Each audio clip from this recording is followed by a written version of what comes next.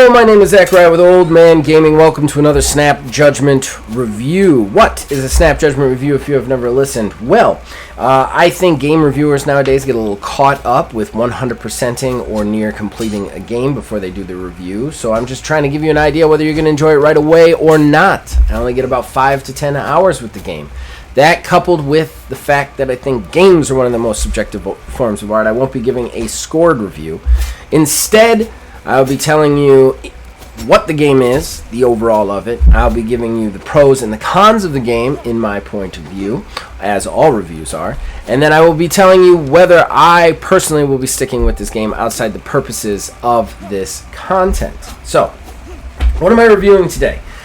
This one is rough for me because this is Mirthwood. Mirthwood is a game that I've been talking about on the podcast for probably about 2 years now. Since the announcement trailer was out, it just looked like a game that was really up my alley, something that I was very interested in. I like sandbox games like that, and I just like the idea of doing anything here. That being said, this is a little bit of a mixed bag. So, just so that you guys know, who don't know already, I don't love doing reviews that are not positive, or at least mostly positive. I only do negative reviews when I feel like I've talked about it so much on the channel that I can't not do one, that people are just expecting it of me. I don't think this is a fully negative one. It's going to be about 50-50 for me. But yeah, keep that in mind. I don't like the negative. I also think that this game is a two-person team that made this game. They put a lot of love and effort and work into this game, and I do believe they are going to support this game for the long haul. So I think a good amount of the stuff that I'm going to point out today will probably get fixed or made better later. But I'm just trying to tell you the kind of state that it is in right now. Alright, so what is Mirthwood?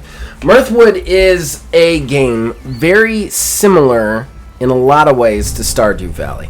It's kind of an overhead top-down. Instead of sprite-based or bit-based graphics, it is this kind of hand-drawn, old-school medieval art. You play a character that you will create from start. You give them an origin as to where they are from. You give them a class as to what they are good at, where their backstory. You write them up, and then you go through a quick prologue that takes you from your homeland to what's called the Freelands, which is, Mirthwood that you're in. After that, you are immediately given a house. It is the only house you can get. You can't purchase other houses, at least not at this particular juncture. And then you are charged with making it better. It's dilapidated, bringing it back up.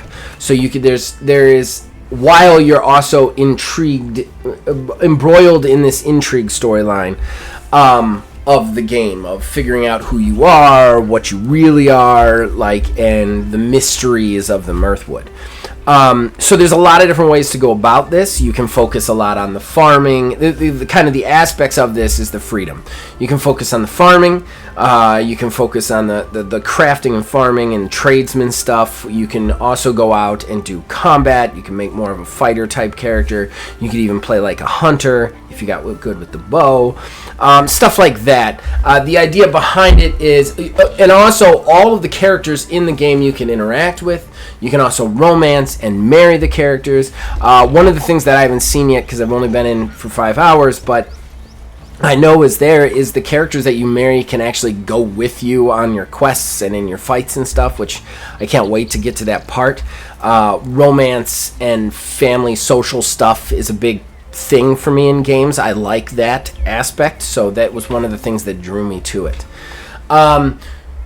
With the conversations, it's much more kind of this weird medium between Fable, the old Fable ones where you just kind of emote in front of them and they either like it or don't like it, and something a little bit more in depth like a Mass Effect or something. There's quick kind of quick choices. You get a lot of choices, but quick choices, and then whether your choice is good or not increases their standing.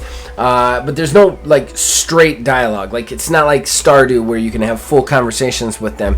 It's much more like they'll be like, oh, they do this. They tell a joke to you, and then you tell a joke back, and then you flirt with them, and they flirt with you, and it gives you kind of these things. There's a lot of variation to it, but it is also very simple, which I actually like. I like that aspect of it. We'll get to that later in the pros.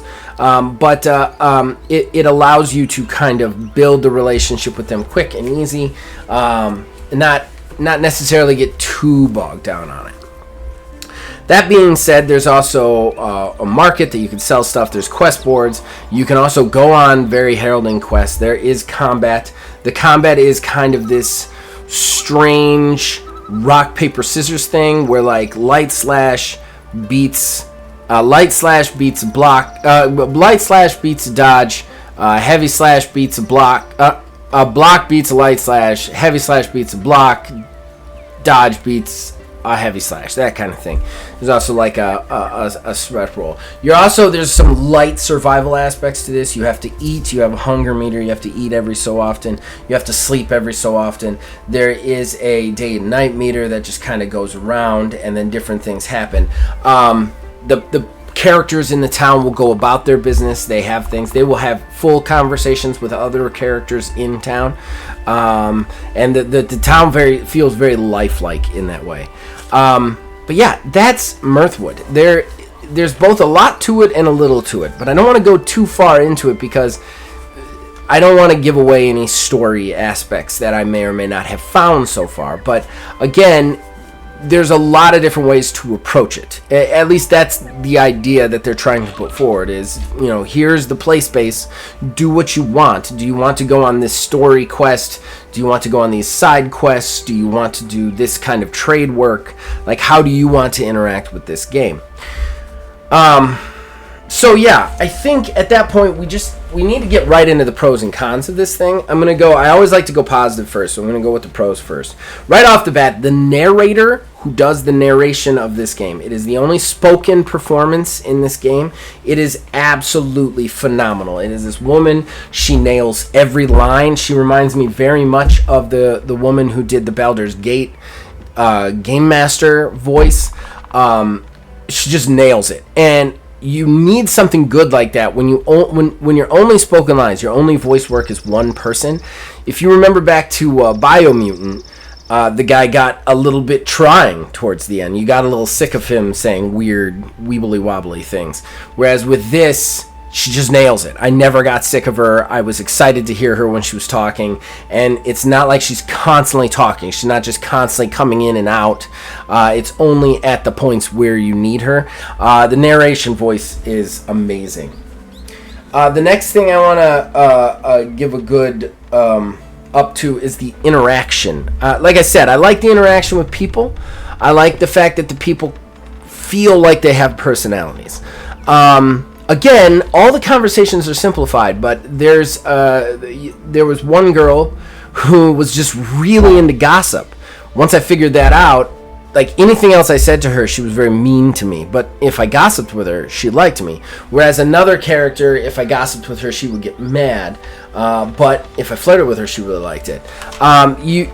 Every character seems to kind of have their own feel, and I really enjoy that. I also enjoy the fact that there's buttons for just greeting and jeering at people. So like if you don't like somebody, you can make them know you don't like it without even having a conversation, and you can greet somebody every time they meet them. If you run into a person that you haven't met before, they'll go out of their way to say, I haven't seen you before. Stuff like that. The other stuff, the social aspects are just really good. The fact that the people in the town will interact with each other, you'll just come across them and they'll be having conversations and telling each other jokes. I thought that was a really nice touch, though it doesn't seem to have any bearing, at least yet, to me. It's just a really nice touch. It's really cool. I enjoyed it. Next, I want to call out the lighting. The lighting is really good. Lighting and music, I'm just going to put them in one. They're really good. They do a really good job of how, like, as the sun comes up, like the late hours of the night, like you'll get that like orangish hue, it turns into daylight, you'll get the right kind of daylight there. They spent a lot of time on the lighting of this overhead game, which, let's face it, they could have just been like, it's light for these hours and it's dark for these hours. The lighting is great. The other thing that I noticed is these little touches of detail, like when you go to mine on a rock, like break up a rock so that you can use it for materials, the little sparks come off when you hit it. Stuff like that. It's just really nice. Little additions, little touches that this game has that I really enjoyed. The same with the music. Sets a perfect tone, sets a perfect placement, gives you that eerie feeling when it needs to, gives you the action feel when it needs to, but it's never overstated. I liked both of those aspects. I think one thing that this game nails, without a shadow of a doubt, is its ambiance, its kind of feel. Like, it nails that medieval fantasy feel to it. Sometimes better than the actual gameplay itself, which we'll get into, but it nails that. It really, like, it's fun to look at, it's fun to play in that aspect. And then finally, the freedom. I don't know how much I want to shout this out yet. I don't know that I've played it enough to see kind of the restrictions. There is one thing that, because this is going to kind of turn into a con halfway through, one of the things that I don't love about this, I picked an actor right off the bat. You can pick a bunch of classes from a bunch of classes, and one of them was actor. And I thought that there would be opportunities to do acting. There isn't. Like, there is some missed opportunities on maybe, like if you're playing a tradesman, right? Like, you're buying and selling, and they have some good stuff like that. They actually have a market that tells you whether or not prices are going up and down. Prices go up and downs at markets. So playing that trader kind of role is interesting and intriguing. There's no fun, like, negotiation aspects or anything like that, which I think could have been in here. But, like, where am I going to act? There's a stage in town, but there doesn't seem to be any reason for it. Like, am I going to get hired as an actor? I got to kind of wait and see. And it's one of the downsides of the Snap Judgment is I haven't played enough to really see if that opportunity ever permits itself. But for me, if you are going to have a bunch of classes, right? Then the classes need to have weight when you get into the game. And so far, I haven't found any weight for the actor other than I'm good at talking to people, which is fine and all, but I would like there to be something to that. Can I actually be an actor? Can I just be an actor in town? I don't know that I can, which is a little bit of a bummer. Nonetheless, I've got to shout out the freedom as a con overall, because I did notice that there is, like, you can really, am I going to do a quest today? Am I going to farm some onions today? Am I just going to spend time in town talking to people today? Like, that has that feel of just like a lived-in space that I really enjoy. I really enjoy, what do I want to do in this game today? And I can get anything out of it. And this game does have that. But like I said, that was a half con, half pro, so we're going to go into cons now. And this is... the cons are a little bit rough, in my opinion. I'm going to shout out the biggest con right off the bat. There's a couple of aspects to this con that I'm going to go into. Because I want to be very in-depth with this. Because, like I said, I don't want to be negative on this game. But I have to call out what I see. And so I really want to explain why I don't like it. So, background fade, transparency of things you're walking behind is and combat on a whole is a serious issue for me. Let me explain why. First of all, in my opinion, it is easily the most frustrating aspect of this game, and a game that definitely boasts that you can do quite a bit of combat. I feel that if I had spent more time combating and less time farming and talking to people, I would have had an even more negative experience. So right off the bat, we'll talk about combat. Combat is floaty. weirdly floaty. It's hard to tell when somebody's going to hit you, when somebody's not going to hit you, because everything's two-dimensional but moving in a three-dimensional place because of the art style. So somebody will be above you and kind of float into attack that somehow hits you diagonally towards you. Also, I've noticed that if I'm defending, if I'm blocking, and somebody does a light attack, but their character model is slightly above me and just slightly into me, it hits me like I'm guarding the wrong direction. Stuff like this, like there's a lack of precision in the combat that is mind-numbingly hard to deal with. You know, you think about games like, I don't mind challenging games like Dark Souls or even that Drova that came out recently. There is a science to it, so the fighting has to be precise. This is not precise. It is very floaty and hard to lock down what I'm doing and when. Sometimes things work that don't work. Sometimes things should work, sometimes that things work that shouldn't work. You know, it's kind of all over the place. There's other aspects to it that I have to call out too, like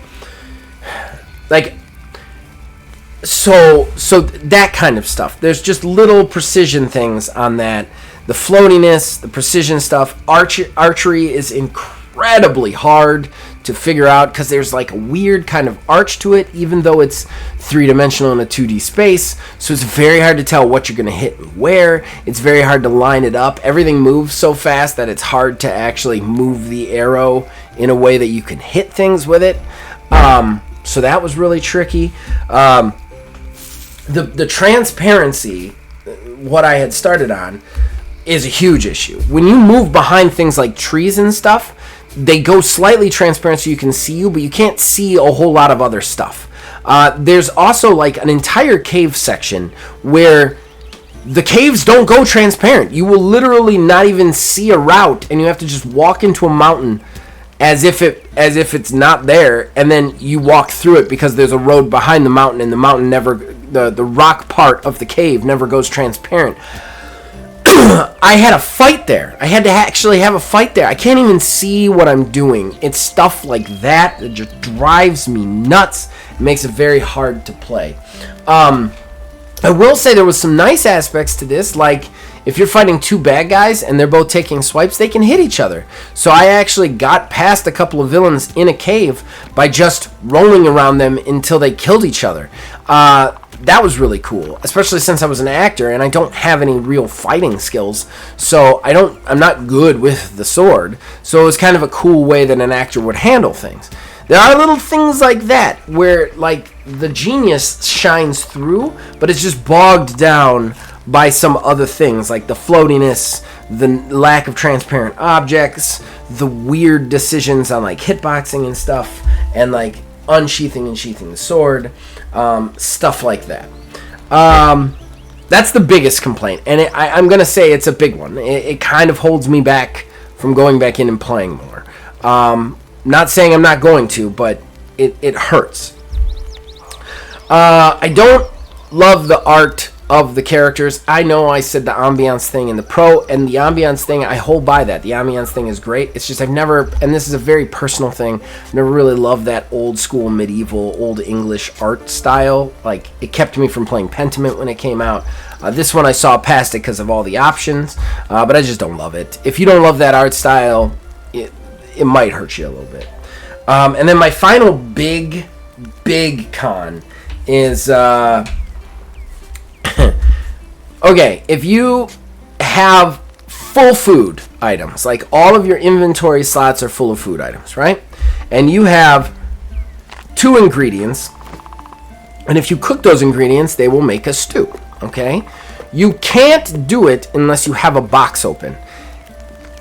Super frustrating. Like, even though you would use the pea and you would use the 2 ingredients, freeing up 2 boxes to then put the soup back in the box or whatever you're cooking or creating, it doesn't let you do it unless you specifically free a box. So that's terrible. I'm sorry. That is some old school stuff. Some old school bad inventory management. It is just, I hate that part of it.